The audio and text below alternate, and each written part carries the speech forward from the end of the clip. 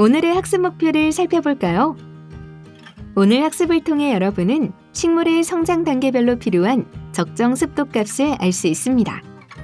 또한 식물 재배기에서 공기순환의 중요성을 알 수 있으며 공기순환을 이용하여 식물 재배기 안의 습도를 유지할 수 있습니다. 지난 시간에는 빛과 식물의 성장에 대해 알아보았죠. 오늘은 습도와 공기순환에 대해 이야기를 준비해 왔는데요. 오늘은 습도를 유지하기 위해 필요한 공기순환에 대해 알아보겠습니다. 벌써 장마가 시작된 건가? 장마철에는 습도가 높아 식물이 병의 피해를 입기 쉽습니다. 여기 심어놓은 식물들은 장마에 잘 견딜 수 있을지 걱정이네. 이런, 습도가 높아서 그런가? 병해가 생겼네? 벌써 잎의 색깔이 변하고 있네? 그럼 죽은 거예요? 아니, 그렇진 않아. 습도가 낮아지면 다시 건강해질 거야. 습도를 낮추려면 환기를 해야 해요. 선풍기를 켜면 환기를 시킬 수 있겠죠? 그래, 좋은 생각이다. 선풍기가 공기를 순환시켜 집안의 습도가 낮아졌구나. 식물도 고마워하겠죠?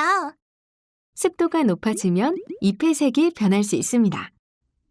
비가 많이 오는 장마철에 실외에서 자라는 식물은 잎의 색이 바뀌지 않았는데 오히려 집안에서 키운 식물의 색이 바뀔 수 있습니다. 비가 오면 실외의 습도가 높지만 공기가 순환되어 식물에게 영향을 적게 주기 때문입니다.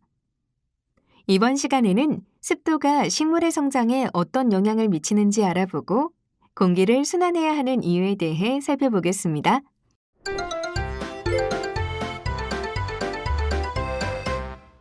식물은 뿌리를 통해 수분을 흡수하고 잎을 통해 수분을 배출하는 과정을 통해 평상시에는 습도를 60%에서 70%로 유지하고 있습니다. 성장 단계에 따른 적정 습도는 어느 정도일까요? 성장 단계에 따라 평상시에는 적정 습도 60에서 70%가 좋으며 표에 제시된 것처럼 씨앗이 발아할 때는 60%가 적당하고 꽃이 필 때는 40%에서 50% 정도로 맞춰주는 것이 좋습니다. 만약 성장 단계별 적정 습도가 유지되지 않으면 식물의 뿌리나 씨앗이 썩거나 바이러스, 박테리아, 곰팡이 등의 병원균에 감염될 수 있습니다. 공기순환의 중요성에 대해 살펴보겠습니다.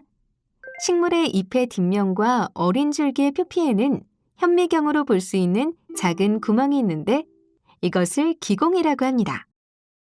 식물은 기공을 통해 수분이나 이산화탄소, 산소 등의 공기를 이동시킵니다. 그래서 식물이 자라는 실내 습도가 낮아 건조하면 기공을 닫아 수분의 손실을 막는데 기공이 닫히면 이산화탄소의 흡수도 줄어들게 됩니다. 그렇게 되면 수분을 빼앗겨 잎이 시들해지거나 광합성을 하지 못해 식물이 죽게 됩니다. 식물이 건조할 때 흙에 물을 많이 주면 어떻게 될까요? 식물이 건조하다는 것은 식물의 뿌리에서 흡수하는 물의 양보다 잎에서 증발하는 물의 양이 많은 것이므로 뿌리에 많은 양의 물을 준다고 도움이 되지는 않습니다. 이럴 때는 잎에 물을 직접 주거나 젖은 수건으로 잎을 닦아주는 것이 좋습니다. 식물은 잎에서 수분을 증발시키는 증산을 합니다. 증산을 할 때 잎 주변의 공기가 움직이지 않고 계속 정체되어 있다면 수증기가 꽉 차는 포화 상태가 됩니다. 포화 상태가 되면 수분이 많아져 식물이 죽을 수 있습니다. 따라서 포화된 공기를 약간만 이동시켜도 잎 주변의 수증기가 적어져 식물은 다시 체내의 수분을 이동시킬 수 있게 됩니다. 그래서 공기의 순환이 필요합니다.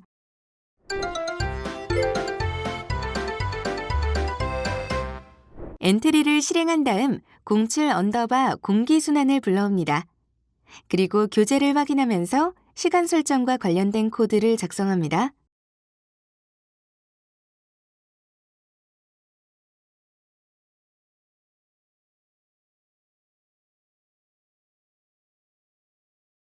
이번에는 센서 설정과 관련된 코드를 작성합니다.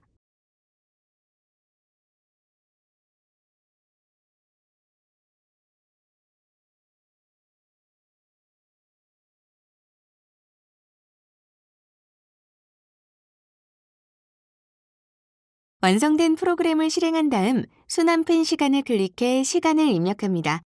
그리고 순환팬이 동작하는지 확인합니다. 그런 다음 대기습도 센서 조건을 클릭해 습도를 입력하고 동작 시간을 입력합니다. 슬라이드를 드래그해 값을 바꾸면서 순환팬이 동작하는지 확인합니다. 정식한 식물을 재배하는 동안 식물을 직접 관찰하거나 카메라를 이용하여 촬영한 사진을 관찰하면서 식물의 성장 과정을 기록해 보세요.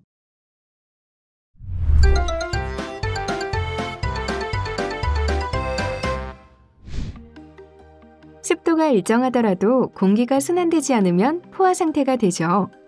식물 재배 기한이 포화 상태가 되지 않도록 하려면 어떻게 해야 할까요? 포화 상태란 공기 중의 수분을 더 이상 포함할 수 없을 때를 말합니다. 포화 상태를 막으려면 공기를 순환시키면 됩니다.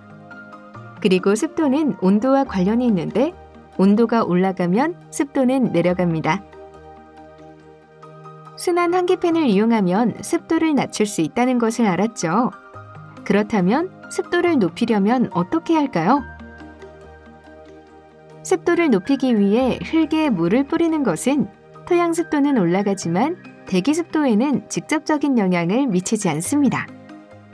온도를 낮추면 습도를 올릴 수 있지만 온도는 식물의 성장에 영향을 미칠 수 있습니다.